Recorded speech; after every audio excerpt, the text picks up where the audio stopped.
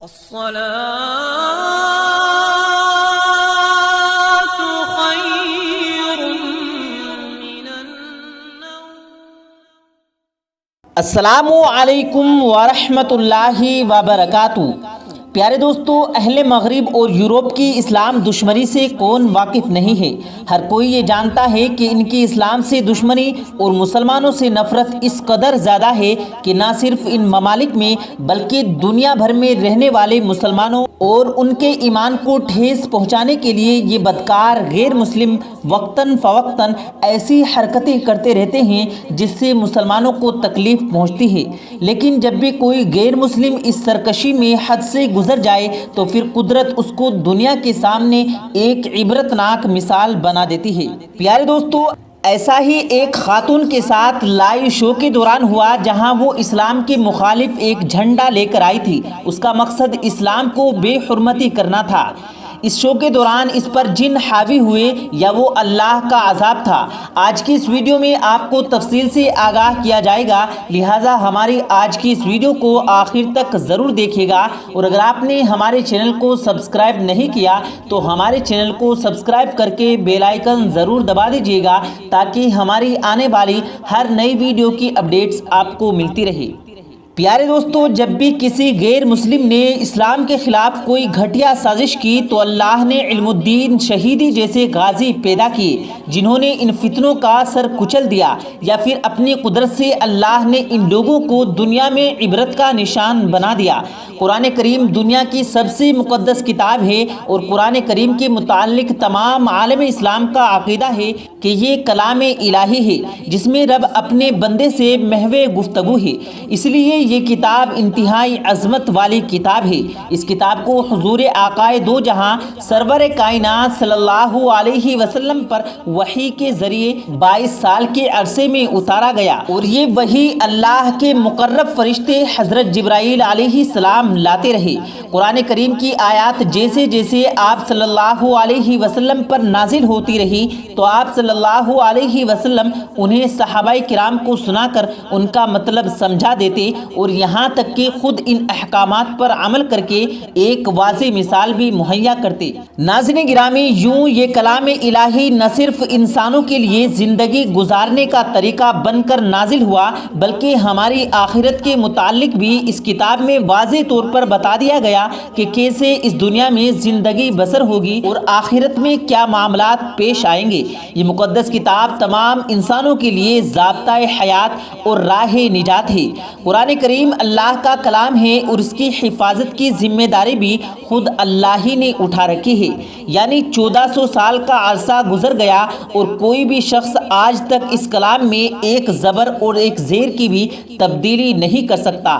اور ناظرین گرامی، اگر کوئی اس کی بے حرمتی کی کوشش کرتا ہے تو اس کا انجام پوری دنیا اپنی آنکھوں سے دیکھتی ہے اور وہ سب کے لیے عبرت کا نشان بن جاتا ہے.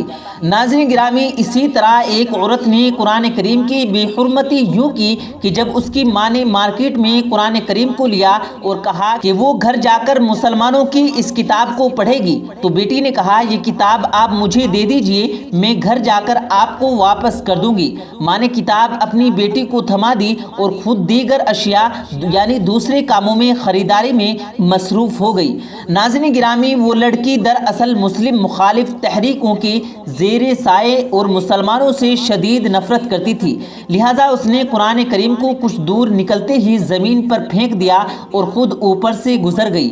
گھر پہنچنے پر اس کی ماں نے جیسے ہی سوال کیا کہ وہ قرآن کریم یعنی مسلمانوں کی وہ مقدس کتاب کہاں ہے جو ہم نے مارکیٹ سے لی تھی، میں اب اسے پڑھنا چاہتی ہوں، تو اس کی بیٹی ناظرین کرام ایک دم عجیب حالت میں مبتلا ہو گئی اور اس کی زبان سے الفاظ نکلنا بند ہو گئے. اس لڑکی کے منہ سے کئی طرح کی عجیب و غریب آوازیں نکل رہی تھی لیکن وہ کوئی لفظ ادا نہیں کر پا رہی تھی.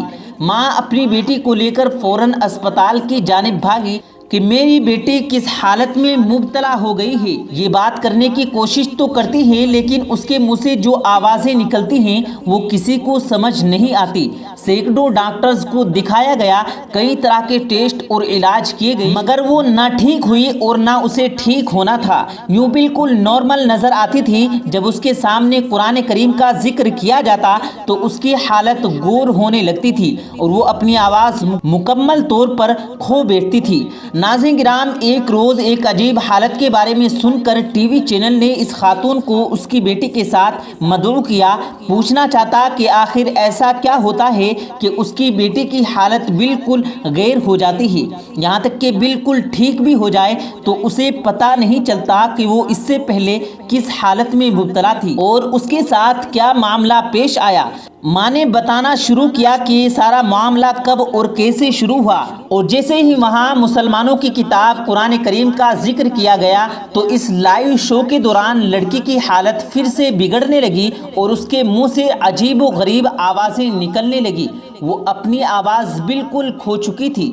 इस लड़की पर कोई जिन आता था या वो अल्लाह का अजाब था, क्योंकि वो सिर्फ उसी वक्त जाहिर होता था जब उस मुस्ताब खातून के आगे अल्लाह का जिक्र किया जाता था। नाज़रीन गिरामी, अल्लाह हम सब को अपने कुरान के अहकामात की रोशनी में ज़िंदगी गुजारने की तौफीक अता फरमाए और इस कुरान को हमारे लिए बाइसे मगफिरत बना दे। कुरान करीम पर अमल करने के लिए ज़रूरी है कि इंसान नबी पाक सल्लल्लाहु अलैहि वसल्लम को अपनी ज़िंदगी में मुस्तकिल तौर पर शामिल कर ले। इसकी बुनियादी वजह यह है कि नबी करीम सल्लल्लाहु अलैहि वसल्लम की सारी ज़िंदगी ही कुरान का अमली नमूना है।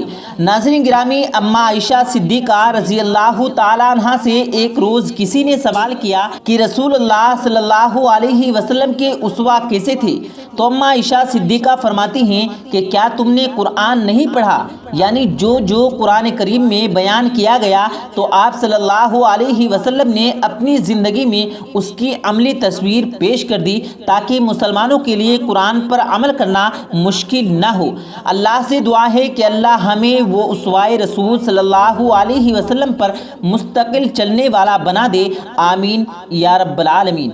नाज़रीन गिरामी, उम्मीद करते हैं आपको आज का हमारा ये वीडियो पसंद आया होगा। अगर आपको ये वीडियो पसंद आया हो तो इस वीडियो को दिल से लाइक करें और ज़्यादा से ज़्यादा लोगों तक इस वीडियो को सवाब की नीयत से शेयर करें।